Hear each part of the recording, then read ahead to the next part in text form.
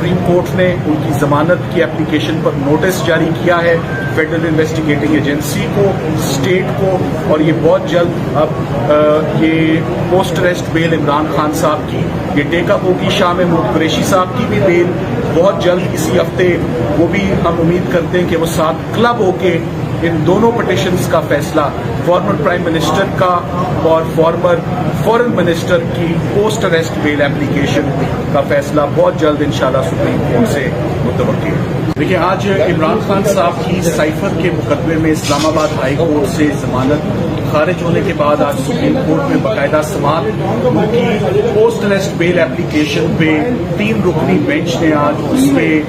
کارروائی کی، اور یہ مسٹر جسٹس سردار طارق مسعود صاحب کی نمائندگی ان کی ہیڈ آف دا بینچ، انہوں نے اس کیس پہ آج سماعت کی. آج کافی تفصیلی کارروائی ہوئی، نوٹس سٹیج پر ایف آئی آر پڑھی گئی، آفیشل سیکرٹس ایکٹ کا قانون پڑھا گیا، جرم کا اطلاق پڑھا گیا، اور ساتھ ہی ساتھ یہ دیکھا گیا کہ ہماری مین گراؤنڈز کیا ہیں. جو تمام آج مین گراؤنڈز ہم نے ریز کی، وہ تمام گراؤنڈز آج آرڈر کا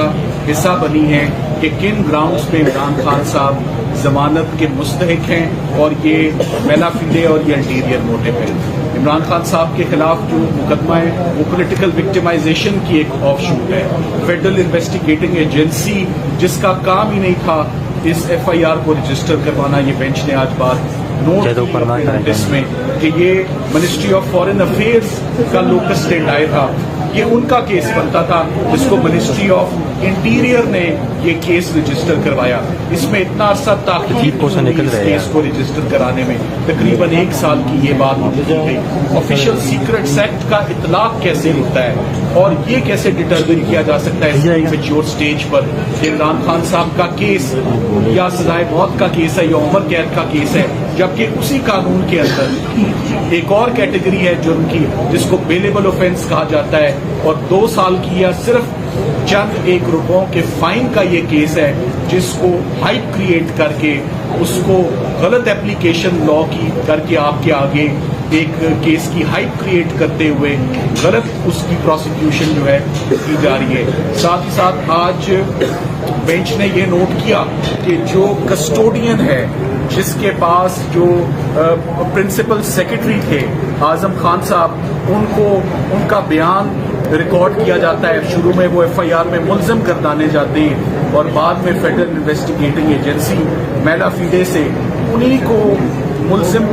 کا سٹیٹس ان کا چینج کر کے ان کو گواہ بنا دیتی ہے اور ان کا 164 کا بیان ریکارڈ کر دیتی ہے. جب یاد رہے کہ اعظم خان صاحب اغوا ہو گئے اور وہ بہت دن تک غائب رہے، ان کے گھر والوں نے ایک ایف آئی آر رجسٹر کروائی تھی، اسلام آباد ہائی کورٹ میں ہیبیس کارپس کی پٹیشن ہوئی اور پھر وہ سامنے آئے، منظر عام پر آئے، اور سامنے آنے کے بعد وہ ملزم بن گئے. ملزم سے ان کا سٹیٹس چینج ہو کے گواہ کا بن گیا عمران خان صاحب کے اگینسٹ. آج جو سب سے زیادہ اہم بات ہم نے بینچ کے نالج میں لائے وہ یہ معاملہ تھا کہ سائفر کا معاملہ، ایک تو عمران خان صاحب نے کبھی اس کے کانٹینٹس پبلک کے ساتھ شیئر نہیں کیے، اور یہ معاملہ نیشنل سیکیورٹی کمیٹی کی میٹنگ میں یہ معاملہ رکھا گیا. 33 دن تک عمران خان صاحب وزیر اعظم رہے، 33 دن تک یہ سائفر ان کے پاس رہا، اور ایک میٹنگ ہوتی ہے نیشنل سیکیورٹی کمیٹی کی، آفیشلی ڈی کلاسیفائی ہوتا ہے سائفر، اور ڈی کلاسیفائی ہونے کے بعد یہ ڈی مارچ کیا جاتا ہے. ڈی مارچ کا مطلب ایک احتجاج کیا جاتا ہے، ایک پروٹیسٹ کیا جاتا ہے یو ایس ایمبیسی سے کہ یہ ان ڈپلومیٹک لینگویج اس میں استعمال ہوئی ہے، آبجیکشنیبل لینگویج استعمال ہوئی ہے، اور ایک پروٹیسٹ جو ہے وہ لانچ کیا جاتا ہے جس کو دوسرے وزیر اعظم بھی جب وہ آتے ہیں تو وہ بھی اس کو اپروو کرتے ہیں کہ سائفر کے کانٹینٹس جو ہیں وہ آبجیکشنیبل ہیں. سو ایک ایسا معاملہ جو آفیشلی ڈی کلاسیفائی ہوتا ہے کیبنٹ کے آگے، ایک ایسا معاملہ جو نیشنل سیکیورٹی کمیٹی کے آگے رکھا جاتا ہے، ایک ایسا معاملہ جو جس پہ ڈی مارچ کیا جاتا ہے، وہ پھر کس طرح ایک ایف آئی آر کا حصہ بن سکتا ہے. یہ تو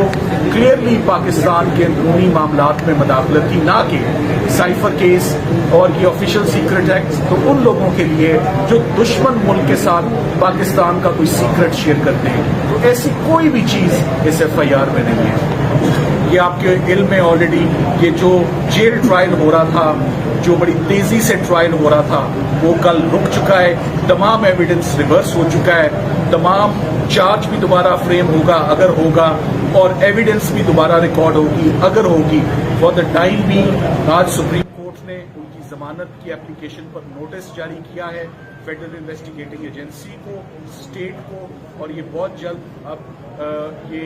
post arrest bell Imran Khan साहब की ये टेकअप होगी। शाह महमूद कुरैशी साहब की भी बेल बहुत जल्द इसी हफ्ते,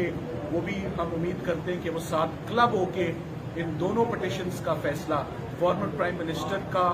और फॉर्मर फॉरेन मिनिस्टर की पोस्ट अरेस्ट बेल एप्लीकेशन का फैसला बहुत जल्द इंशाल्लाह सुप्रीम कोर्ट से मुतवक्किल